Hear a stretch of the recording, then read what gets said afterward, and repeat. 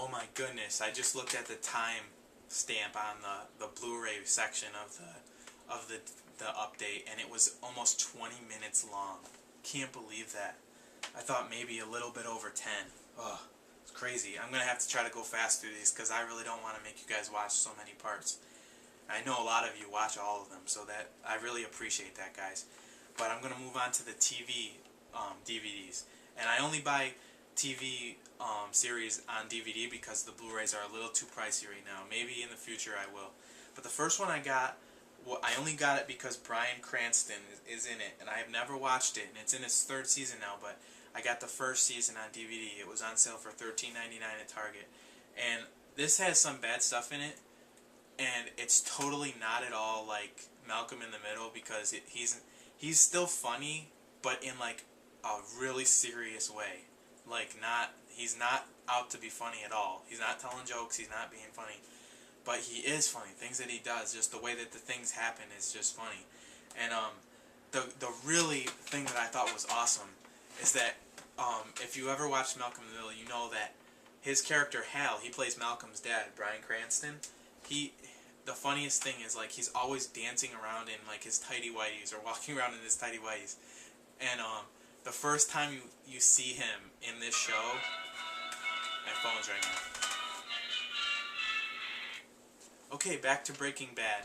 Basically, Bryan Cranston's character finds out that he is terminally ill with lung cancer, and it looks very dire. So he basically thinks he's gonna die very soon.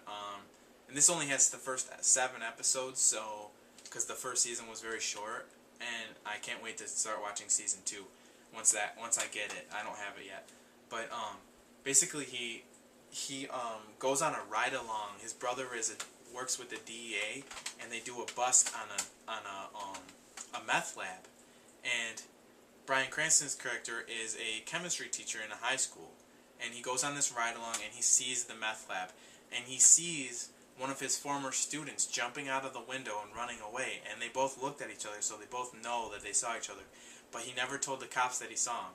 He ends up deciding that he's going to partner up with this kid that he knew was involved with the crystal meth like business side of it, and he's going to start cooking crystal meth to make money because he wants to get some money to give to his family when he dies so that they're not left with nothing.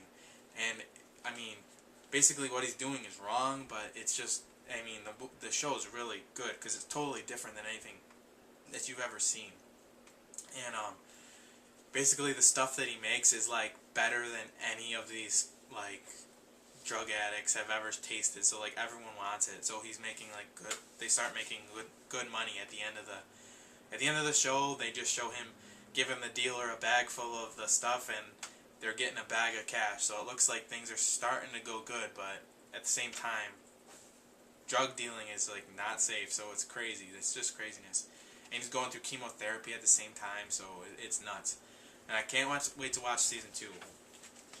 The next ones I got, I'm not going to talk much about, but I got season 3 and 4 of My Name is Earl, and I want to get the first 2 as well. These were really cheap. I got both of them for $15 at Target.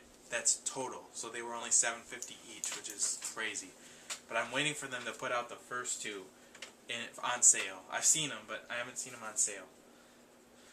The next ones I got are one of my favorite. This is my favorite show on Adult Swim, The Venture Brothers. I got the first 3 seasons. Basically, this is a spoof of Johnny Quest, and it's really funny.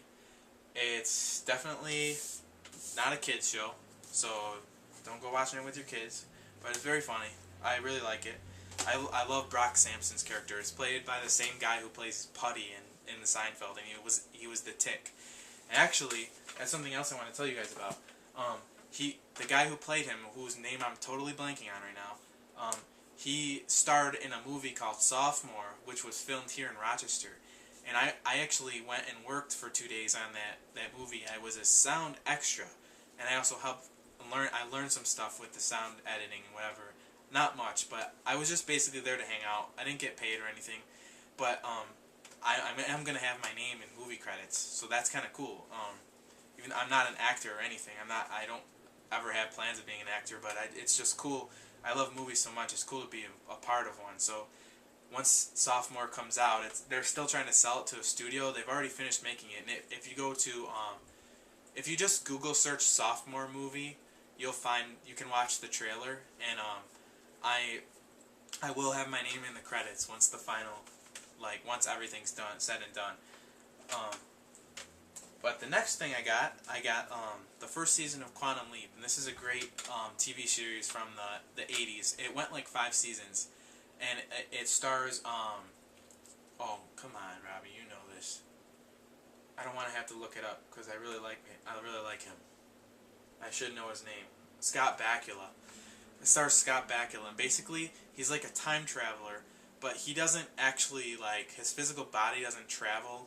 His consciousness takes over people in these different times, but it's like some weird things going on. They don't know why it's happening, but he basically has to alter things in history to set things right. And once he does the right thing, then his consciousness jumps to the next person, and he's just hoping that eventually he's going to jump back to his own reality, into his own body. And sometimes it's funny because sometimes he's taking over pregnant women or something.